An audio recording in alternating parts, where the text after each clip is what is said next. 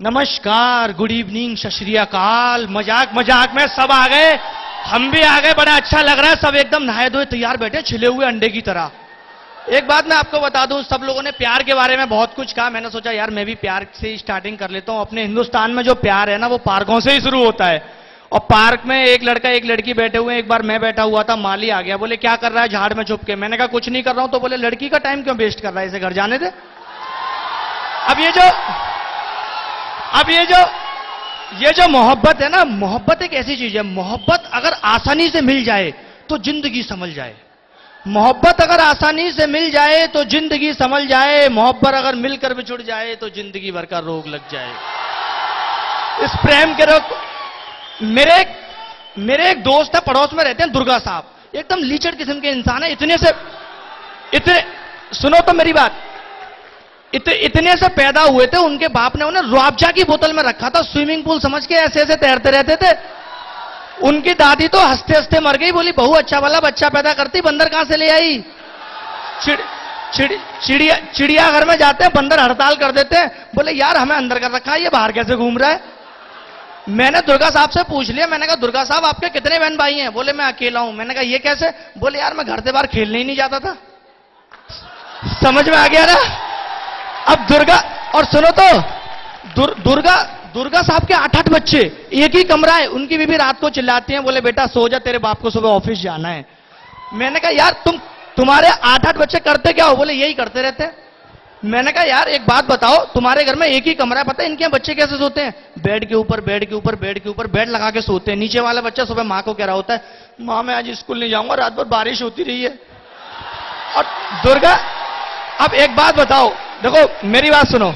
यहां पे पहले क्या था, सेमेस्टर हमारे बहुत लेट चला करते थे, मतलब बीटेक की डिग्री थोड़ी लेट मिलती थी। मैं सोचता था यार अच्छी यूनिवर्सिटी में आ गए, कम से कम इसी बहाने घर से खर्चा मिलता रहेगा, लेट यूनिवर्सिटी होगी। अब Atul sir, Katiyar sir, Manoj sir ने इतनी मेहनत करके सेमेस्टर को क्या है ना टाइम पे ले आए। अब तो बड़ी दिक्कत है भाई, बीटेक वाले इंजीनियर ऐसे ही घूम रहे हैं, ट्रेनों में मिल जाते हैं। सीएस के 5 इंजीनियर चढ़े, बोले भाई साहब 5 रुपए में 2 गाने डलवाओगे। ये हालत हो गई इंजीनियर्स की। तो इसलिए मैं तो कहता हूं भाई, पढ़े लिख के क्या करना है, आखिर एक दिन सबको मरना है। 4 दिन हंसी खुशी से झीलो, अगले जन्म में फिर नर्सरी से पढ़ना है। और अब तो मेरी बात तो सुनो, अब तो नर्सरी भी नहीं रहेगी। पहले जब आप लोग पढ़े होगे तो फर्स्ट क्लास से पढ़े, फिर केजी, एलकेजी, यूकेजी, नर्सरी। अब क्या होगा, प्री बर्सरी। बच्चा जन्म से पहले ही पढ़ के आ रहा है, मां के पेट से ही एबीसीडी सीख के आ रहा है। अल्ट्रासाउंड से पढ़ाई हो रही है, बोले बेटा पढ़ो। ए बी, गुप्ता जी का बेटा पेट में 3 महीने का, ए से जेड तक सुनाता है। आपका बच्चा कल परसों में बाहर आने वाला है, ए से सी तक नहीं सुना पा रहा है, कैसे पढ़ेगा। अब क्या है ना, मां भी चिंता कर रही है, बोली यार मेरा बच्चा कैसे पढ़ पाएगा। अब जब बच्चे में आप पेट में इतना ज्यादा लोड डालोगे तो बच्चे कैसे पैदा होंगे। पहले 2.5 किलो के बच्चे पैदा होते थे, अब 100 ग्राम के पैदा हो रहे हैं बच्चे। मां पर्स में ही लिए घूमती है, आपका सोनू नहीं दिख रहा, बोले सोनू पर्स में। और दुर्गा साहब की मैं एक और बात बताऊं, इनका कोई बिजनेस तो था नहीं, इन्होंने क्या किया, डॉक्टरी सीख ली और दुकान खोल ली। अब डॉक्टरी की दुकान इतनी चलती नहीं थी, इन्होंने एक साइड में पेट्रोल की भी खोल दी। एक बार रात में बुढ़िया आई, बोले मुझे बुखार हो गया, इन्होंने पेट्रोल से इंजेक्शन भरा और बुढ़िया में लगा दिया।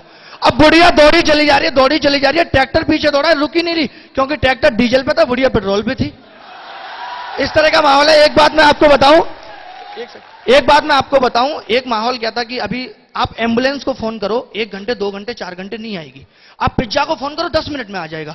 एक विधवा पेंशन के लिए घूम रही है, उसे नहीं मिलेगी। अब मैंने भी देखा, बजट आया तो बजट में जरूरत की सारी चीजों के रेट बढ़ा दिए गए, लेकिन जो दारू का रेट था वो कम कर दिया गया, क्योंकि दारू पे गवर्नमेंट को सबसे ज्यादा रेवेन्यू मिलता है। और इस रेवेन्यू के चक्कर में एक दिन दारू कंपलसरी कर दी जाएगी, जो नहीं पिएगा उसे पुलिस उठा के ले जाएगी। अब सोचो ऐसा माहौल में क्या होगा। 2 सहेलियां आपस में बात कर रही हैं, और अंकिता कैसी है, बोली मैं तो टुन्नू, तू बता, बोली मैं भी टाइट हूं। ऐसा माहौल आ जाएगा। अब सोचो ऐसे माहौल में जो लोग मौसम्मी का जूस पिएंगे, उन्हें लोग कितनी गंदी नजर से देखेंगे।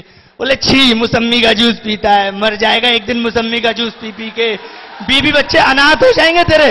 अब ऐसा मौसम्मी का जूस पीने वाला आदमी सही में मर गया। अब उसकी बीबी भी रो रही है मैयत पे, मना करती थी मौसम्मी का जूस मत पी, नहीं माना, अब मर गया। बच्चों को पैक बना बना के कौन देगा। अब उसकी मैयत भी बेवड़े लोग लेके जा रहे हैं, बोले राम नाम सत्य है, मुर्दा बड़ा मस्त है। अब 2 बाइक वाले आए, वो भी टूनते, उन्होंने टक्कर मार दी, मुर्दा बेचारा नीचे गिर गया। सब लोग बोले मारो मारो, बोले काहे को मारो, जो आदमी गिरा है वो तो कुछ बोल नहीं रहा है। तो और दुर्गा साहब की एक और आदत है, पता है, इन्होंने भैंस को मोबाइल खिला दिया। मैंने कहा मोबाइल क्यों खिला दिया? बोले यार जब दूध देना होता है तो मिस कॉल मार देती है। इनके बच्चे को मैंने सुबह देखा, भैंस को दूध पिला रहे हैं। मैंने यार भैंस को दूध क्यों पिला रहे हो? बोले पतला दिया था, मैंने सोचा एक चक्कर और लगवा लूं। मैंने कहा यार तीसरा मत लगवाइए वरना दही देने लगेगी।